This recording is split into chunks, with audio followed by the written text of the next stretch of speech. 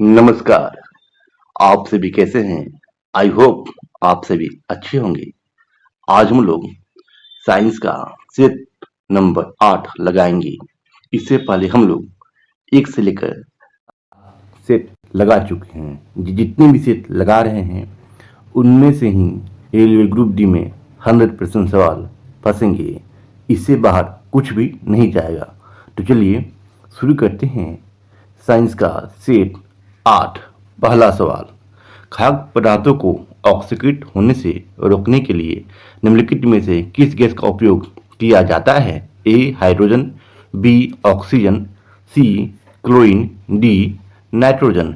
तो इसका आंसर होगा डी नाइट्रोजन। नेक्स्ट देखते हैं। ओम की नियम के अनुसार यदि धारा I बढ़ती है और विभवांतर भी स्थिर रहता है तो ए प्रतिरोध अपवर्तित रहेगा, बी प्रतिरोध बढ़ता है, सी विभवांतर घटता है, डी प्रतिरोध घटता है। तो इसका आंसर होगा डी प्रतिरोध घटता है। नेक्स्ट सवाल देखते हैं। रासायनिक गुणों की आधार पर मेंडलीफ ने किन तत्वों के द्वारा गठित यौगिक पर ध्यान केंद्रित किया? ए कार्बन और हाइड्रोजन, बी कार्बन और सोडियम, सी हाइड्रोजन और सोडियम, डी हाइड्रोजन और ऑक्सीजन। तो इसका आंसर होगा डी हाइड्रोजन और ऑक्सीजन। नेक्स्ट देखते हैं। गति का पहला समीकरण किसके बीच संबंध दर्शाता है? ए स्थिति और समय, बी स्थिति और वेग, सी वेग और समय, डी वेग और त्वरण। तो इसका आंसर होगा सी वेग और समय। नेक्स्ट देखते हैं। निम्न में से कौन सा एक बॉर्डर लाइन तत्व नहीं है? ए बोरान, बी सिलिकॉन, सी पोलोनियम, डी बिस्मथ।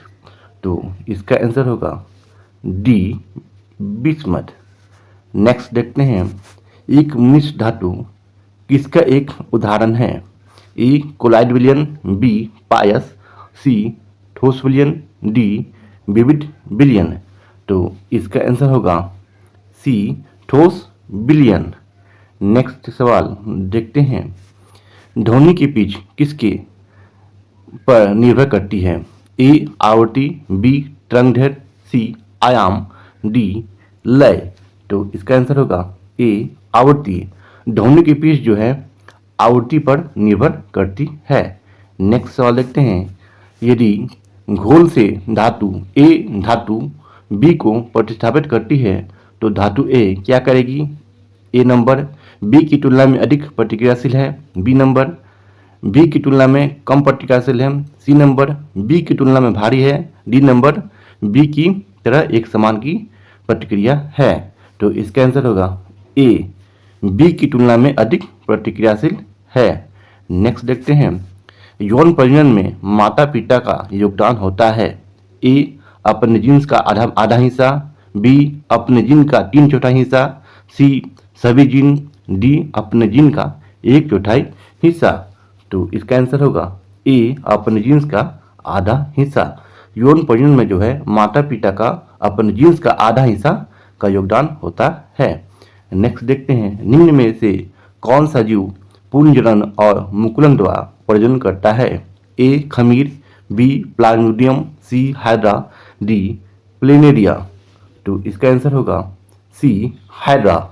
नेक्स्ट, संक्रमण तत्व क्या होते हैं?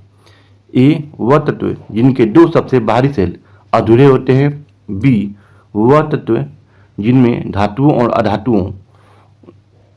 और गैर धातुओं दोनों के गुण हैं, सी इनमें सबसे भारी सेल में 8 इलेक्ट्रॉन हैं, डी वह तत्व जिनके 3 सबसे भारी अधूरे हैं। तो इसका आंसर होगा ए वह तत्व जिनके 2 सबसे भारी सेल अधूरे हैं। नेक्स्ट सवाल देखते हैं। यांत्रिक ऊर्जा गतिज ऊर्जा और किसका संयोजन है? ए ऊष्मीय ऊर्जा, बी रासायनिक ऊर्जा, सी स्थितिज ऊर्जा, डी परमाणु ऊर्जा। तो इसका आंसर होगा सी स्थितिज ऊर्जा। यांत्रिक ऊर्जा गतिज ऊर्जा और स्थितिज ऊर्जा का संयोजन है। नेक्स्ट देखते हैं। निम्नलिखित में से मानव मस्तिष्क का वह हिस्सा कौन सा है इसमें विचारों का संग्रह है। ए अनुमस्तिष्क, बी सेरेबेलम, सी मध्य मस्तिष्क और डी अग्र मस्तिष्क। तो इसका आंसर होगा डी अग्र मस्तिष्क। अग्र मस्तिष्क जो है मानव मस्तिष्क का सब इसमें विचारों का संग्रह होता है। मानव मस्तिष्क का जो हिस्सा है अग्र मस्तिष्क, इसमें विचारों का संग्रह होता है। नेक्स्ट देखते हैं, पुरुष में प्राथमिक यौनांग कौन सा है? ए प्रोस्टेट, बी वृषण, सी वास डिफरेंस, डी विपुटिका। तो इसका आंसर होगा बी वृषण।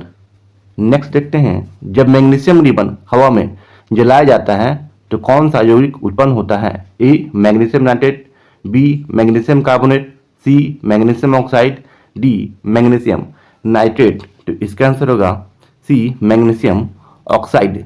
जब मैग्नीशियम रिबन हवा में जलाया जाता है तो यह मैग्नीशियम ऑक्साइड यौगिक उत्पन्न होता है।